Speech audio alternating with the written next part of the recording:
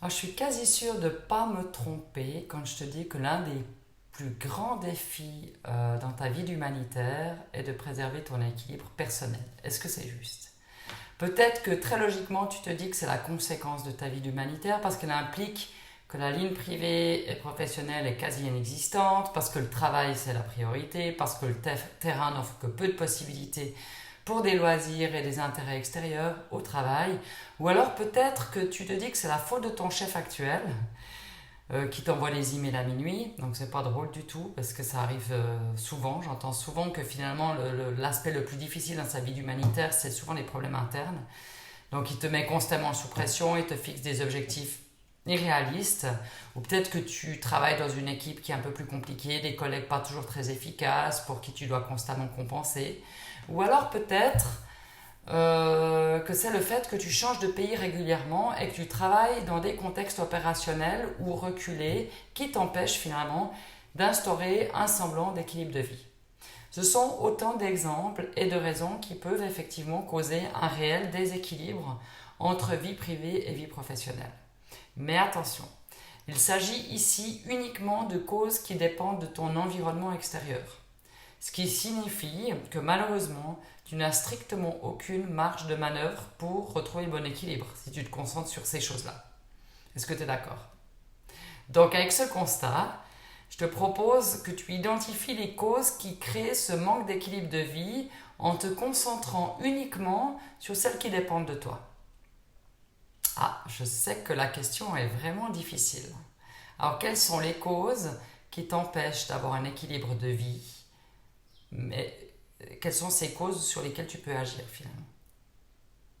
Je sais que c'est difficile parce que d'une part, c'est toujours plus facile, on est honnête là, entre nous, c'est toujours plus facile de blâmer son environnement et de ne pas prendre la responsabilité finalement de son propre équilibre de vie.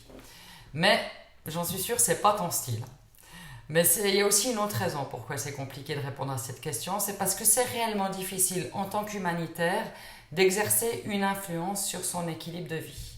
Ton travail fait tellement partie de ta vie qu'il ne laisse finalement que peu de place au reste.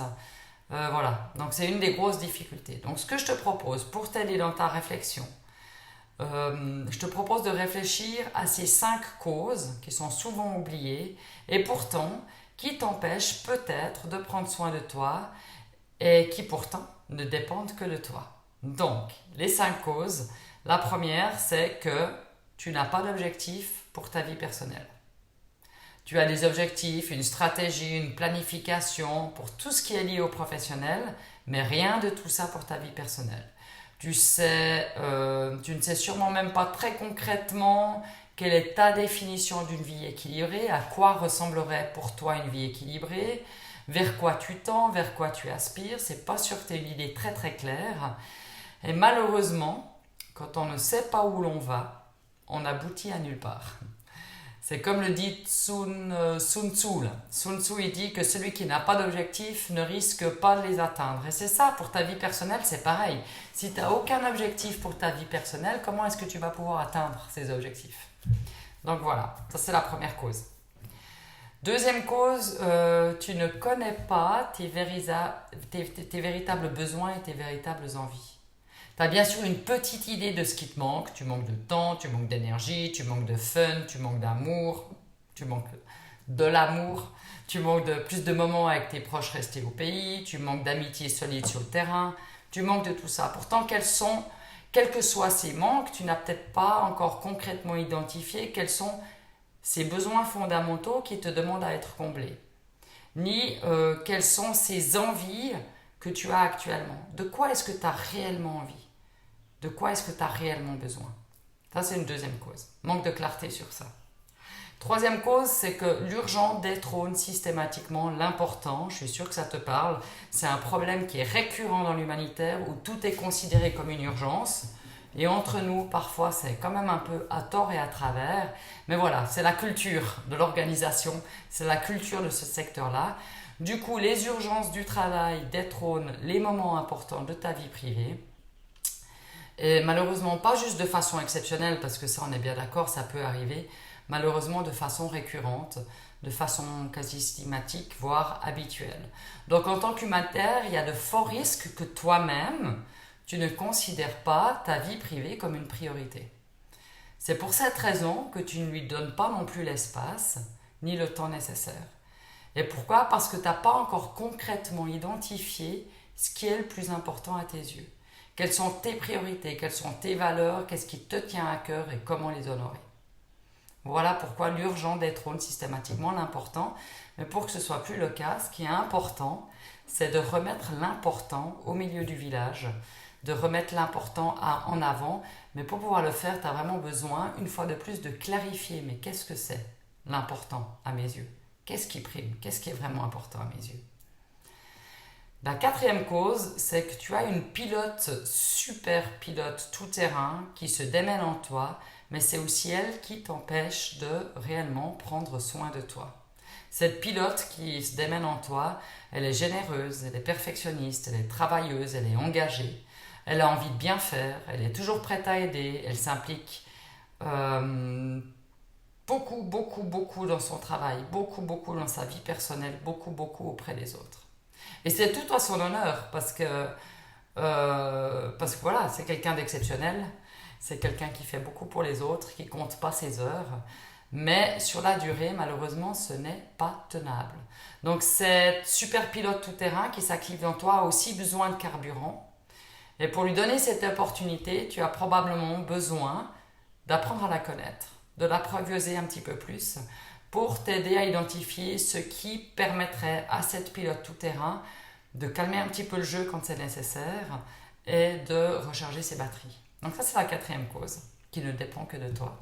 Et la dernière et cinquième, il y en a sûrement d'autres, mais la dernière, cinquième cause que je t'offre aujourd'hui ou que je te propose aujourd'hui, c'est que tu as fait des tentatives pour mieux prendre soin de toi, pour avoir un meilleur équilibre de vie, en copiant, collant les astuces des autres, et pourtant, ça n'a pas marché. Et c'est logique. Du moment que tu copies ce que les autres font, ça ne va pas forcément marcher pour toi.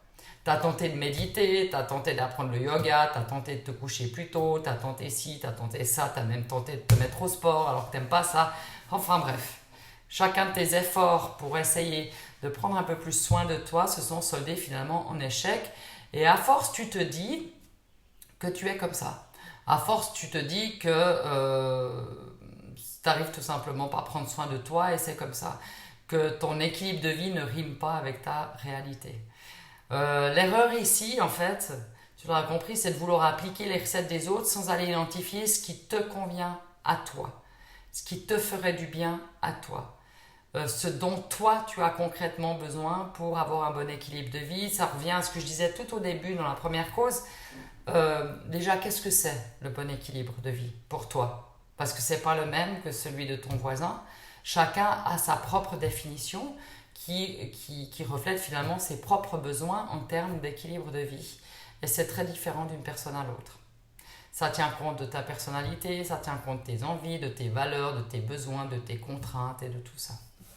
Voilà, donc je ne sais pas si tu t'es reconnu ou si tu as l'impression qu'une de ces causes pourrait bien être une des raisons pour lesquelles il n'y a pas d'équilibre de vie dans ta vie. Si oui, peut-être que tu tiens une piste importante ou plusieurs pistes. Il est possible que tu te sois reconnu dans plusieurs de ces causes. Il te reste maintenant plus qu'à aller creuser un petit peu plus en profondeur pour y déceler vraiment ce que tu as besoin parmi ces 5 causes qui peuvent créer ce déséquilibre. C'est ce que je fais avec les humanitaires que j'accompagne et qui souhaitent justement instaurer un meilleur équilibre de vie en identifiant les causes qui ne dépendent que d'elles. Elles peuvent alors clarifier très concrètement comment instaurer l'équilibre dont elles ont besoin. Alors ça ne veut pas dire qu'on ne va pas aussi passer un petit peu de temps sur les causes qui ne dépendent pas que d'elles, si elles ont un chef difficile, mais on va travailler sur qu'est-ce qu'elles peuvent faire elles pour améliorer cette situation. Tout revient à soi, malgré tout. Malheureusement, pas de recette miracle. Malheureusement, personne n'a vraiment blâmé. Il faut absolument réussir à identifier quelles sont les causes de notre déséquilibre et à travailler dessus finalement, à trouver des astuces qui nous conviennent. Donc si tu ressens le besoin de te faire accompagner pour aller identifier tes freins et déceler un petit peu ce que tu as besoin d'instaurer pour un meilleur équilibre de vie, Profite d'une séance offerte qui te permet d'échanger avec moi. On peut parler de ta situation et évaluer ensemble si finalement ce que je propose correspond à ce dont tu as besoin pour pouvoir instaurer cet équilibre de vie. Voilà un petit peu ce que j'avais envie de te dire aujourd'hui. J'espère que ça te parle. N'hésite pas à me contacter pour échanger et je te souhaite d'ici là une excellente journée. À très bientôt.